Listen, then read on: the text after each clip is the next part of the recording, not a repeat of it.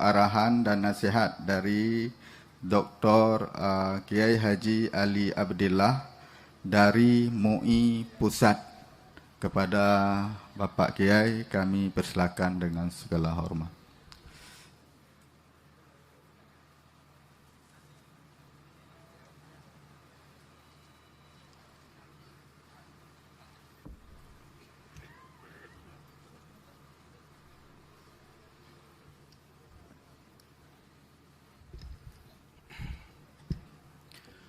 Assalamualaikum warahmatullahi wabarakatuh.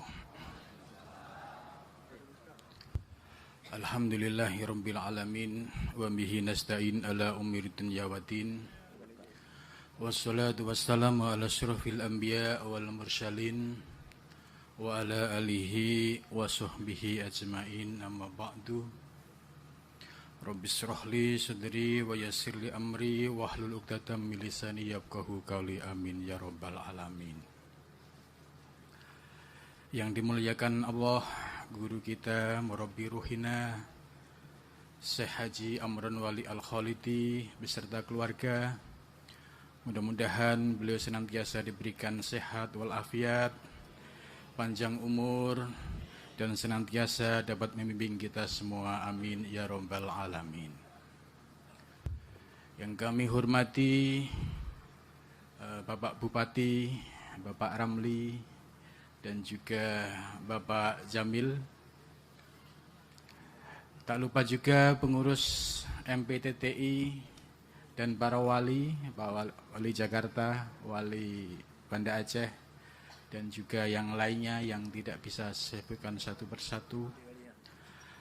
Tak lupa juga perwakilan dari Pangdam dan juga Kapolda yang sudah hadir di tengah-tengah kita. Para hadirin dan hadirat yang dari jauh-jauh ya, alhamdulillah telah hadir bersama-sama di majelis yang mulia ini. Mudah-mudahan langkah kita dari rumah hingga majelis yang mulia ini dinilai oleh Allah sebagai amal soleh, amin ya rabbal alamin. Bapak Ibu yang dimuliakan Allah, pertama saya akan menyampaikan terkait dengan surat panitia pemuda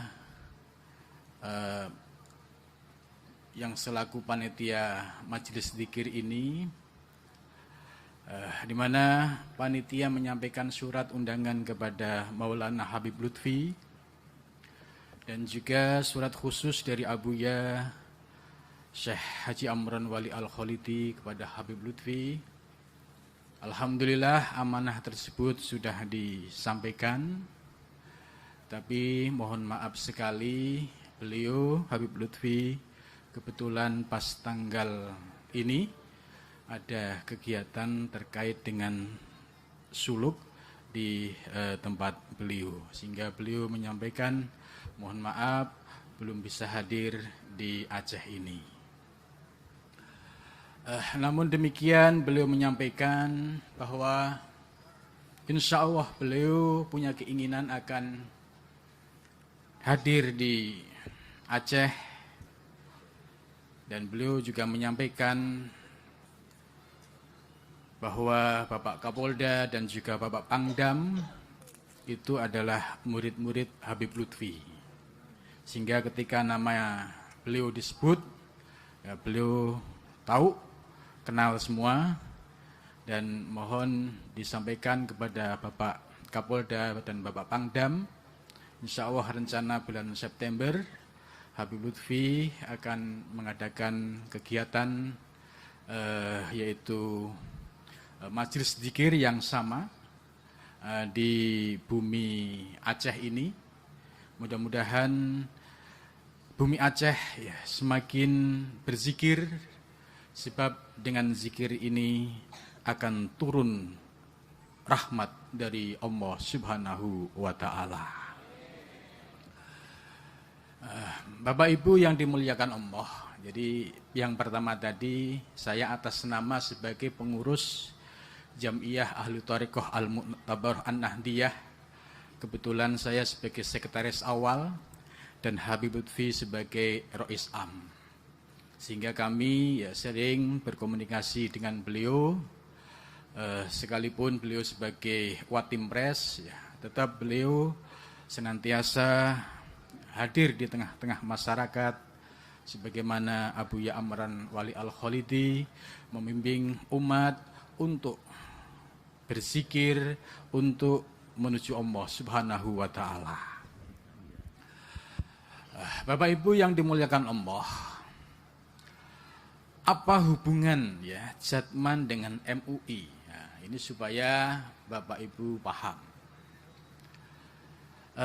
Majelis Ulama Indonesia, ya kebetulan saya sebagai pengurus sekretaris Komisi Pengkajian Penelitian dan Pengembangan, ini periode kedua, terkait dengan ajaran-ajaran dan aliran sesat di seluruh Indonesia yang skalanya itu nasional, itu pasti didisposisi pada komisi kami. Sehingga kami tahu betul aliran-aliran mana yang sudah diteliti atau dalam proses penelitian dan pengajian atau sedang proses diusulkan. Insya Allah hari Rabu besok kami sudah bertemu dengan Bakor Pakem membahas soal salah satu aliran yang ini sudah dipastikan fakta dan data ya benar-benar sudah masuk kriteria aliran sesat. Bapak Ibu yang dimuliakan Allah, ya ini sebagai edukasi publik ya. Mana yang disebut aliran sesat, mana yang tidak. Dalam hal ini Majelis Ulama Indonesia memiliki kriteria. Ada 10 kriteria di dalam menentukan aliran sesat. Ya, ini sebagai edukasi kepada publik supaya paham mana yang benar-benar sesat, mana yang tidak. 10 kriteria yang pertama yaitu mengingkari salah satu dari rukun iman yang 6. Insya Allah ya kita di bawah bimbingan Murabi Syekh Haji Amrun Wali termasuk bukan kelompok ini ya, karena kita masih tetap iman Islam ya sebagaimana kita mengikuti ajaran di dalam Al-Quran dan hadis. Yang kedua, meyakini dan atau mengikuti akidah yang tidak sesuai dengan Al-Quran dan Sunnah. Dan kami yakin bahwa apa yang disampaikan oleh Abuya, kami sendiri sudah melakukan penelitian lapangan dan ikut suluk di Pawoh, bukan Pangoh ya, di Pawoh. Kami melihat secara langsung bagaimana Abuya Amran Wali Al-Khalidi membina dengan sungguh-sungguh para salikin, para ahli torikin dari berbagai kalangan. Mulai dari kalangan petani, kalangan nelayan, pejabat, intelektual, ulama, semua ada. Dan saat itu kalau nggak salah info dari panitia sekitar 2000. Dan kami menyaksikan ya semua berdasarkan dengan aturan yang ada di dalam agama Islam. Bahkan kami takjub ya dengan beliau bagaimana sholat tarawih dari habis Isya sampai jam 12 malam. Sementara kalau saya di Jakarta ngimamin itu jam 8 sudah selesai. 23 rakaat pakai VIP kelas. Tapi alhamdulillah saya bisa mengikuti karena saya malu, saya masih muda. Abuya sudah begitu sepuh tapi dengan semangatnya ya sholat rawatib semua tertib, bahkan sholat qadha. Ya, sholat qadha ini penting sebagai seorang mursyid yang bertanggung di hadapan Allah. Barangkali ada murid-murid yang pernah melupakan sholat sekali dua kali yang tidak disadari, maka pada saat suluk diajak untuk mengqadha supaya bisa menembel kekurangan-kekurangan sholat yang pernah ditinggalkan. Sebab pertanggung jawab seorang mursyid itu tidak sebatas dunia, tapi di akhirat. Ya, jadi poin yang kedua ini tidak masuk. Kemudian yang ketiga, meyakini turunnya wahyu setelah Al-Quran. Ini juga tidak ada. Yang keempat, mengingkari otensitas dan atau kebenaran isi Al-Quran. Ini juga tidak ada. Melakukan penafsiran Al-Quran yang tidak berdasarkan kaidah-kaidah tafsir. Ini juga tidak ada. Mengingkari kedudukan hadis Nabi sebagai sumber ajaran Islam juga tidak ada. Menghina, melecehkan atau merendahkan para nabi dan rasul tidak ada. Mengingkari Nabi Muhammad sebagai nabi dan rasul terakhir tidak ada. Mengubah, menambah dan atau mengurangi pokok-pokok ibadah yang telah ditetapkan oleh syariah seperti haji tidak ke Baitullah, sholat wajib tidak 5 waktu, ini juga tidak ada. Mengkafirkan sesama muslim tanpa dalil syar'i seperti mengkafirkan muslim hanya karena bukan kelompoknya, itu juga tidak ada. Malah teman-teman MPTT justru yang suka dikafir-kafirin. Padahal mereka ini istiqomah mengamalkan zikir nafi isbat ya siang dan malam, tapi kok 3 benar dikafirkan. Ya, jadi jelas dari 10 kriteria ini ya tidak masuk kriteria. Ya, kami yakin bahwa apa yang disampaikan dan diajarkan oleh Abuya adalah ajaran yang hak, sebagaimana ajaran para sufi-sufi Aceh terdahulu seperti Syekh Abdul Rauf As-Singkili dan juga Syekh Samsuddin As-Sumatrani dan juga para sufi-sufi yang lain. Maka harapan kami mudah-mudahan di malam ini bumi Aceh ya, mendapatkan siraman rahmat dari Allah Subhanahu wa taala ya.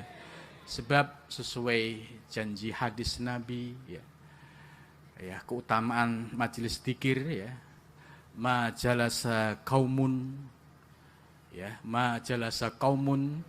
majlisan yadhkurunallah illa khaffathul malaikah wa ghasyiyatuhumur rahmah.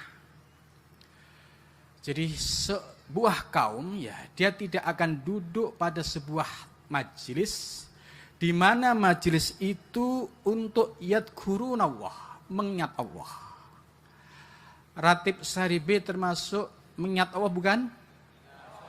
Nah, maka apabila ada majelis yang digunakan untuk mengingat Allah, janji hadis ini dan ini pasti benarnya ya, illa khafathumul malaikah, malaikah ngepung majelis ini.